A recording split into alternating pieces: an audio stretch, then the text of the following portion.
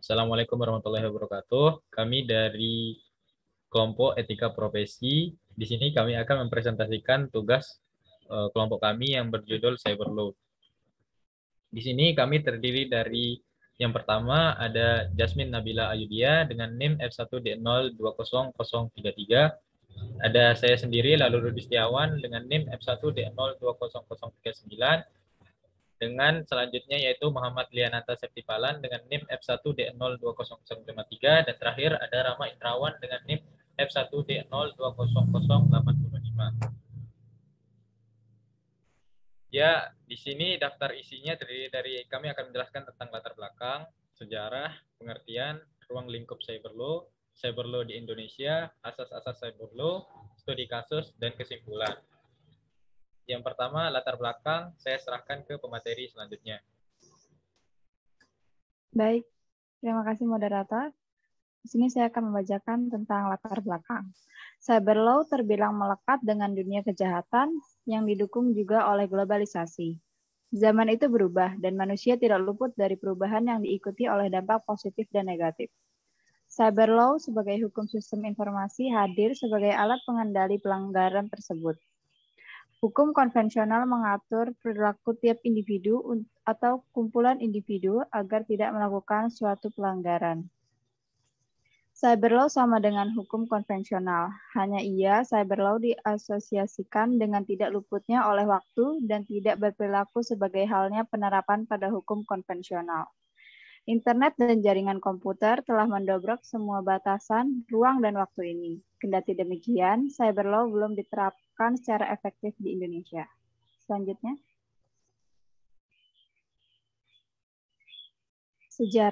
Sejarah cyber law pada tahun 1980-an, khususnya negara-negara di Eropa dan Amerika Utara, mulai melakukan kriminalisasi terhadap perbuatan baru seiring dengan penggunaan teknologi komputer dalam melakukan tindak pidana konvensional. Pada tahun 1990-an, beberapa negara di berbagai belahan dunia sudah mulai mengatur tindak pidana cyber seperti memasuki sistem komputer secara ilegal, merusak data dalam sistem komputer, dan menyebarkan virus. Pelaku tindak pidana cyber mempunyai kemampuan dan kesempatan untuk melakukan tindak pidana dari suatu negara yang akan mengakibatkan kerugian terhadap seseorang di beberapa tempat di negara lain. Selanjutnya. Untuk menghadapi ancaman tindak pidana cyber, beberapa organisasi internasional telah melakukan kajian-kajian dan pertemuan-pertemuan ilmiah yang membahas tindak pidana cyber.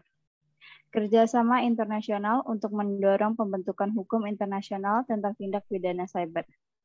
Beberapa organisasi internasional yang telah melakukan usaha-usaha tersebut antara lain Organization for Economic Cooperation and Development, United Nations, the Group of Eight, dan Council of Europe. Saya kembalikan ke moderator. Ya, selanjutnya ke pemateri selanjutnya.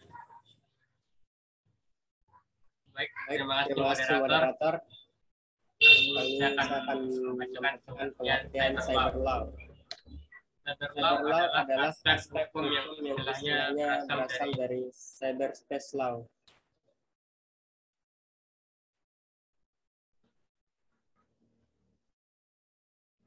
Yang ruang lingkupnya meliputi setiap aspek yang berhubungan dengan orang, perorangan, atau subjek hukum yang menggunakan dan memanfaatkan teknologi internet atau elektronik yang dimulai pada saat mulai online dan memasuki dunia cyber atau maya.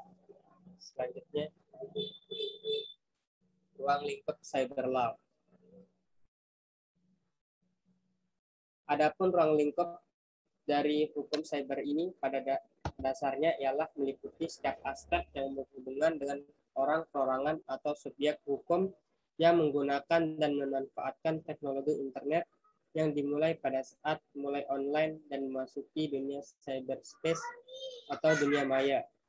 Menurut pendapat dari Jonathan Resonner dalam Cyber Law, The Law of Internet, ruang lingkup dari cyber law itu diantaranya hak cipta, copyright, hak merek, pencemaran nama, fitnah, penistaan, dan penghinaan, serangan terhadap fasilitas komputer, kenyamanan individu, prinsip kehati-hatian, dan pornografi.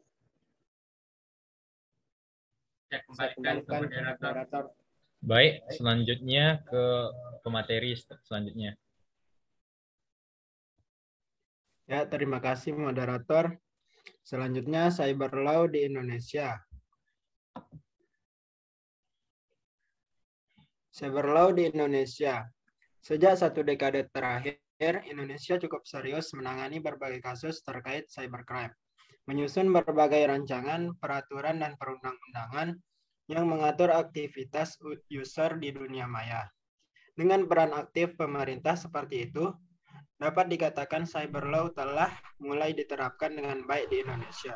Berikut ini adalah beberapa kategori kasus cybercrime yang telah ditangani dalam Undang-Undang Informasi dan Transaksi Elektronik pasal 27 sampai dengan pasal 35.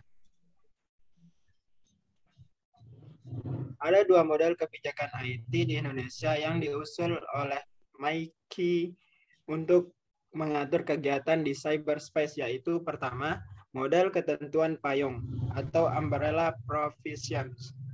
Model ini dapat memuat materi pokok saja dengan memperhatikan semua kepentingan, seperti pelaku usaha, konsumen, pemerintah, dan penegak hukum.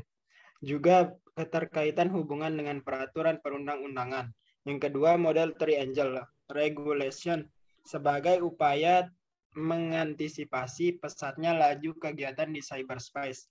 Upaya yang menitik beratkan permasalahan prioritas yaitu pengaturan sehubung transaksi online, pengaturan sehubung privasi protection terhadap pelaku bisnis dan konsumen, pengaturan sehubung cybercrime yang memuat yurisdiksi dan kompetensi dari badan peradilan terhadap kasus cyberspace.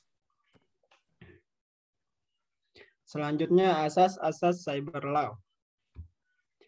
Asas-asas cyber law. Pertama, subjektif territoriality, yaitu menekankan bahwa keberlakuan hukum ditentukan berdasarkan tempat perbuatan dilakukan dan penyelesaian tindak pidananya dilakukan di negara lain.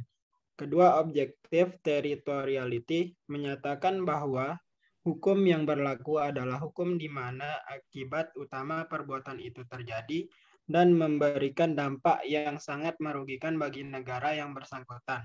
Yang ketiga, nationality. Menentukan bahwa negara mempunyai yurisdiksi untuk menentukan hukum berdasarkan kewarganegaraan pelaku. Yang keempat, passive nationality. Menekankan yurisdiksi berdasarkan kewarganegaraan korban. Yang kelima, protective principle. Menyatakan berlakunya hukum didasarkan atas keinginan negara untuk melindungi kepentingan negara dari kejahatan yang dilakukan di luar wilayahnya. Umumnya digunakan apabila korban adalah negara atau pemerintah. Yang terakhir, universality. Mulanya asas ini menentukan bahwa setiap negara berhak untuk menangkap dan menghukum para pelaku pembajakan. Kemudian diperluas sehingga mencakup pula kejahatan terhadap kemanusiaan atau crimes against humanity. Ya, selanjutnya saya serahkan ke moderator. Ya, terima kasih. Selanjutnya adalah studi kasus. Di sini ada beberapa studi kasus yang baru-baru ini terjadi. Contohnya adalah sertifikasi vaksinasi yang memuat milik Presiden Joko Widodo beredar viral di media sosial. Terdapat sejumlah data yang milik Presiden pada sertifikat yang dapat diunduh pada aplikasi Peduli Lindungi, yakni nomor induk kependudukan, tanggal lahir, waktu vaksinasi, dan jenis vaksin yang digunakan. Menanggapi itu, Direktur Jenderal Kependudukan dan Catatan Sipil Kementerian Dalam Negeri Profesor Zudan Air Fakhrullah mengatakan peristiwa itu diduga bukan kebocoran data NIK, melainkan ada pihak yang menggunakan data pribadi Presiden Jokowi untuk mendapatkan informasi. Ini bukan kebocoran NIK, tetapi menggunakan data orang lain untuk mendapatkan data informasi orang lain. Ada sanksi pidananya untuk hal seperti itu, ujar Zudan. Melalui pesan Jumat, Ancaman pidana imbuh dia diatur dalam pasal 95 Undang-Undang Administrasi Kependudukan, yakni sanksi penjara maksimal 2 tahun dan atau denda maksimal 25 juta bagi orang yang tanpa hak mengakses data kependudukan. Juga pasal 95A Undang-Undang yang mengatur untuk hukuman bagi orang yang menyebarkan data kependudukan. Ya, selanjutnya adalah kesimpulan. Ya, sebagai manusia yang beradab, dalam menyikapi dan menggunakan teknologi ini semestinya kita dapat memilah mana yang baik, benar, dan bermanfaat bagi sesama. Kemudian mengambilnya sebagai penyambung mata rantai kebaikan terhadap sesama. Kita juga mesti pandai melihat mana yang buruk dan merugikan bagi orang lain. Untuk selanjutnya kita menghindari atau memberantasnya jika hal itu ada di hadapan kita. Perlindungan data pribadi merupakan salah satu bentuk dari privacy rights, di mana pengaturan mengenai demikian diatur dalam Undang-Undang Nomor 19 Tahun 2016 tentang perubahan atas Undang-Undang Nomor 11 Tahun 2008 tentang informasi dan transaksi elektronik.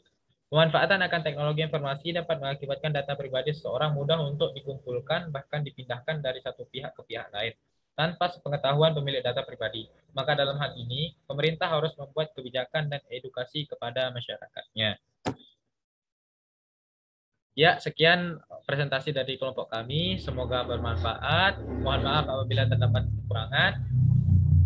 Sekian, Assalamualaikum warahmatullahi wabarakatuh.